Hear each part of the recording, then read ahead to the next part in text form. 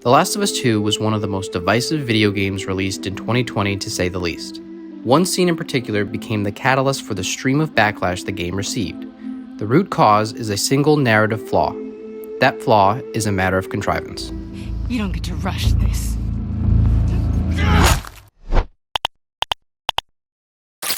This video isn't meant to add to the cacophony of criticism about the game. The discourse is already polarized, and enough has been said. Instead, I want to focus on one scene, Joel's death. It takes a small narrative shortcut that causes a rift between the audience. The problem with this scene isn't the scene itself or its place in the overall narrative. It's the seeming betrayal of Joel's values. Every well-written character has a clearly established set of values. Writers are familiar, but for those who aren't, case in point. Grenade!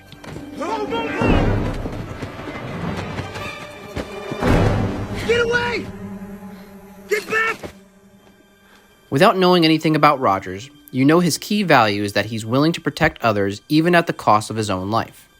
When it comes to the rules of storytelling, which are more like guidelines, writers shouldn't alter these values without good reason. It also shouldn't be sudden. Don't show us an honest man, and in the next scene, have him cut a deal with the mob with no explanation. It gives the audience whiplash. Now, full disclosure, I like Joel's death in The Last of Us 2. Wait, hear me out. As a story beat, it reminds me of Endgame, where they kill Thanos right away. It opened the door to a more engaging time travel plot. If you're writing a story, you likely have one jaw-dropping scene in mind. One sweet reveal you can't wait to unleash on your audience. Now put that scene in Act 1. Rather than building to it, see what story you have in the fallout of this moment instead. It's a liberating exercise worth trying. It's there you find a better story worth telling.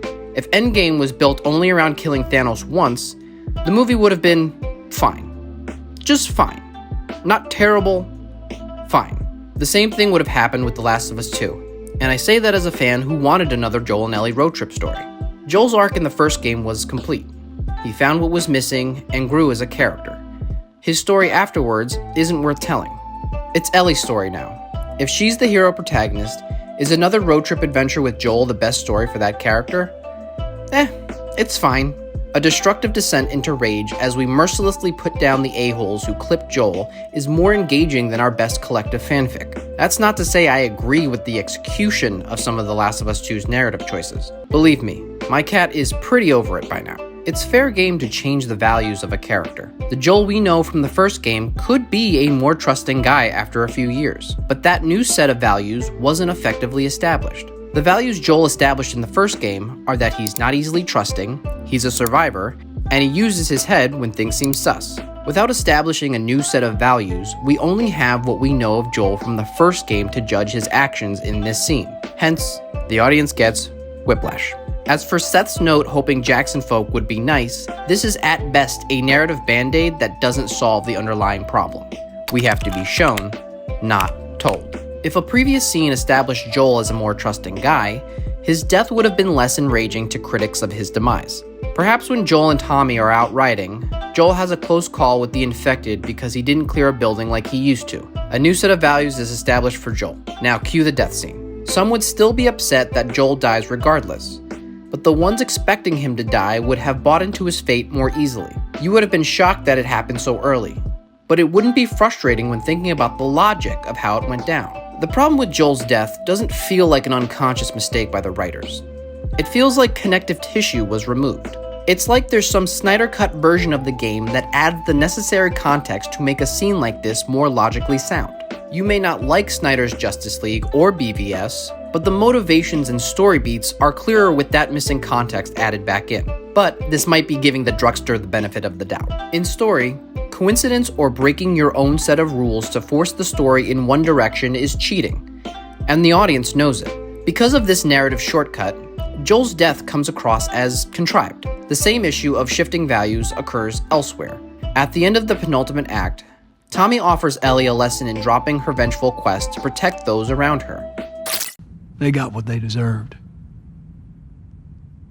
But she gets to live.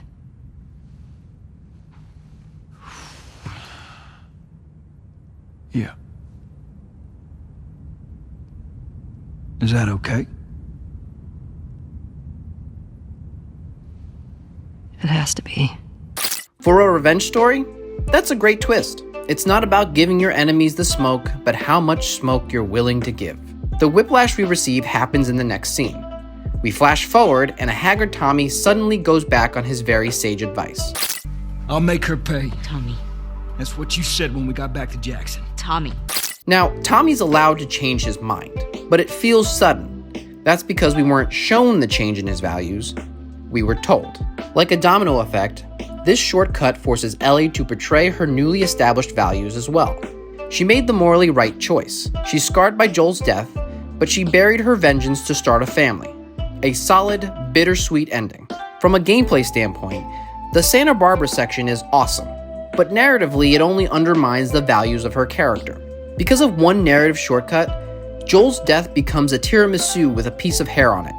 A good scene with an unfortunate misstep. The Last of Us 2 is not bad storytelling. It's flawed. The scene work is great, characters are authentic, and the themes are clear. It's the sudden quick turning of a character's established values that causes some players to be angered with the logic of Joel's death. Fingers crossed a drugstore cut exists somewhere.